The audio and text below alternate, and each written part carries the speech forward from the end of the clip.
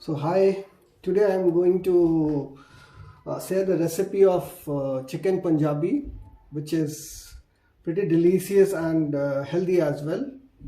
It is mix of spice and sweetness. So I'm confident that you will love it, you will enjoy it. So the total there are 4 steps in this process of making chicken Punjabi.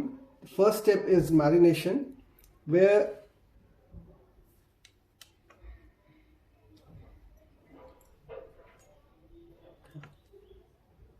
in first step of marination, we need chicken. I've taken 1 kg of chicken, half a bowl of curd, salt and turmeric. For the second step, we need onion, 4 pieces of onion, 5 pieces of tomato, little bit of cashew. And the third step, these are some dry spices. We have sauf, cumin seeds, pepper, coriander, cinnamon, this is big elaichi, this is green elaichi, and few cloves of this is long. And here is ginger garlic paste.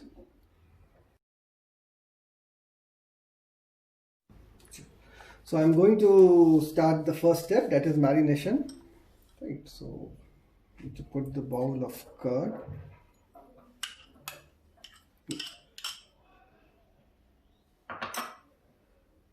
One tablespoon of salt, 1 spoon of turmeric, and this is 1 spoon red chili powder. So all I have put into one. I'll be using my hand to marinate so that it gets marinated evenly. So I've done with the marination. See how nicely it is looking. After marinating it, we need to keep it for minimum 1 hour time. So I'll put it aside. Right. Then the second step is chopping of onion and tomato. So after chopping this onion and tomato, we need to fry it, shallow fry, till onion becomes golden yellow. And once onion becomes golden yellow, we need to put the chopped tomatoes into it and fry it for 5 to 7 minutes. So now I have done the chopping. You can see onion and tomato is chopped. So I put 2 to 3 tablespoons of mustard oil. I use mustard oil. You can use refined oil or whatever the oil you like. I'm familiar with this mustard oil taste, so I use mustard oil. First we need to put onion into it, and after that cashew. We're going to put the cashew here. Fry it. We need to fry it till it becomes golden yellow. Right. So meanwhile this I'm frying the onion. Right. So till it gets fried, parallelly what we need to do is put this pan, a non-stick pan if it is available with you, on the flame. Once it becomes hot, you need to put all the spices into it. Right? All the spices is there. You can put at one time, not an issue. All the spices you can put at a time. And roast it for 4 to 5 minutes till it becomes little bit browner side. Right? So we need to roast for 4 to 5 minutes, and parallelly the onions are getting fried. So for 3-4 minutes I have fried these spices. It has turned into brownish. It has, you can see this is looking a little bit brown. So all these dry spices got fried. I need to keep it aside to cool it down. Right? Once it gets cool, we need to grind it. After getting cool, we need to grind it in a mixer in a powder form. So now you can see this onion has become translucent. Little bit towards the golden side, brownish side it is going to. So once it is at this stage, we need to put tomato into it. So I am going to put the cut tomato here and fry it for 4 to 5 minutes. Tomato and onion, it should get nicely fried. Right? So tomato and onion is getting fried. Then fry it for 4 to 5 minutes.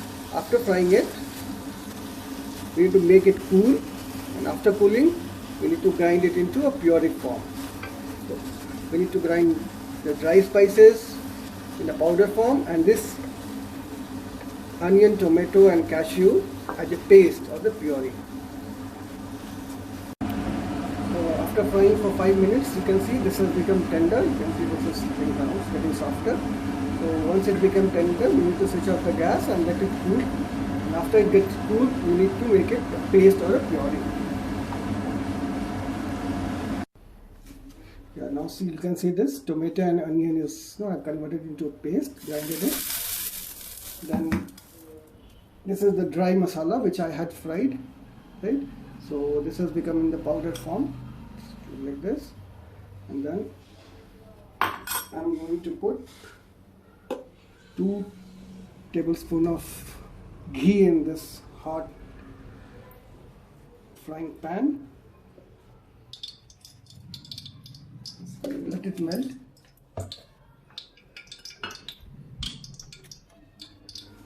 So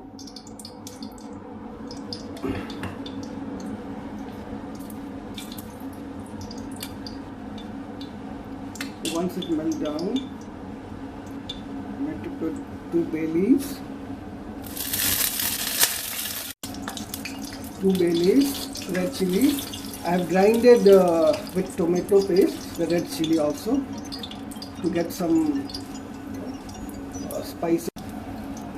So now I'm going to put 2 tablespoons of ginger garlic paste, right? And then fry it. So it will be fried till the time for 2 minutes, till the time it loses its pungent smell. Right? So now the ginger garlic, it got a little bit fried in 2 minutes time, and it lost its raw smell. After frying this, and we'll put the marinated chicken. The chicken is already marinated for 1 hour. So slowly we will put all the chicken here into it.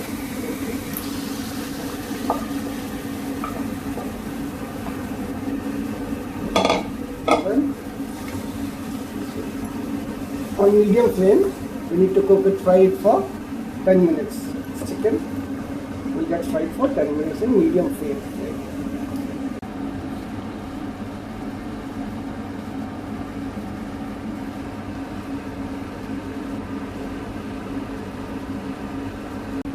So after frying it for 10 minutes, you can see it has oil has come out. It's floating on the top. And since there was a curd into it, so water got extracted and it is getting cooked in water. It's almost half cooked in 10 to 12 minutes. And then once it is half cooked, I'm going to put the grounded spices into it, and I've added 1 tablespoon of Everest chicken masala.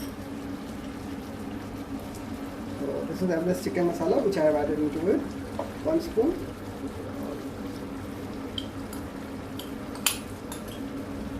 So again I'm going to fry it for 2 to 3 minutes with masala. Masala is already cooked because we have roasted it before grinding. So even though the masala is roasted, we will fry for 5 minutes. See how it is looking. It's getting fried and oil is coming out from the side. It's getting extracted. We need to fry it for 5 minutes.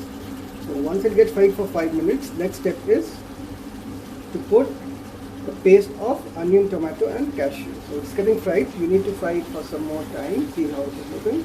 It will look and smell really good when it's coming out. The process is a bit lengthy, but when you prepare it, when you have it, it will give you a feeling of restaurant chicken, right? And you really enjoy it. You love to have it.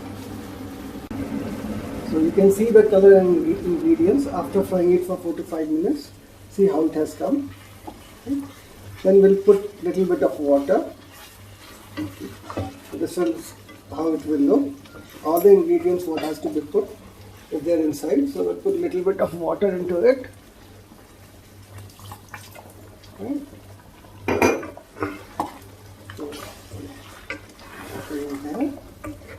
Now you need to cook on medium flame, right? The flame has to be on medium.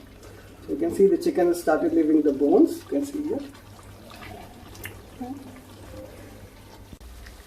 So I fried it for 4 to 5 minutes. You can see how nicely it is coming out. Then I'll put 1 tablespoon of salt, because during marination also I put some salt there. So 1 tablespoon of salt. You can adjust as per your taste. And then water. Water also you can adjust. If you want curry, if you want gravy, you can put more water. If you want less gravy, you can put less water. You mix it, and after mixing it, you need to let it for 10 to 15 minutes on a low flame.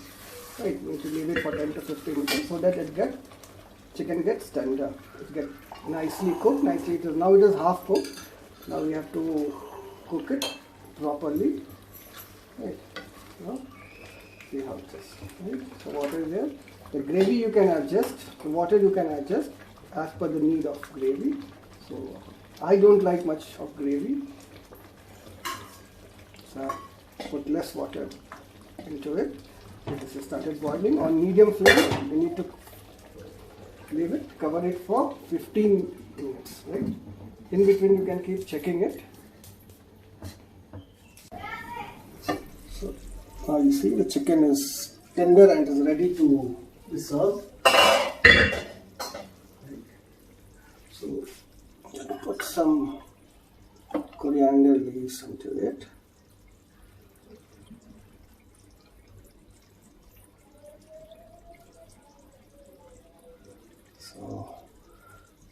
So this will add on the taste. Chicken is ready.